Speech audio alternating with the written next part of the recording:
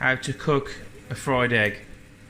So what I've done here is I've put a pan on the hob, put some oil in the pan, heated the pan up, and then cracked an egg into the oil, which is now cooking the egg. And yeah, that's pretty much it.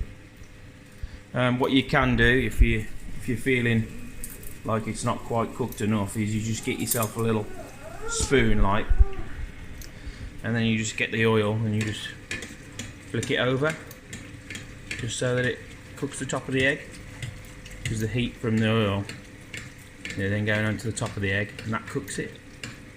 If you really wanted to, you could flip it over and have it sunny side up, but I wouldn't suggest that.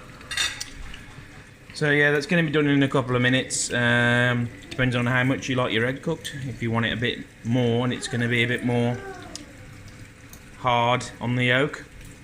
So there you go, that's it. So the eggs are done. Just use a spatula, fish slice thingamajig, just to get underneath there. You need to be careful because I've done my yolks a little bit runny, and what I'm going to do is just drain a little bit of the excess oil off by putting it onto some kitchen roll, just like so. Get the next one out, pop that down on there as well, and then that'll get the excess oil off. Thank you for watching.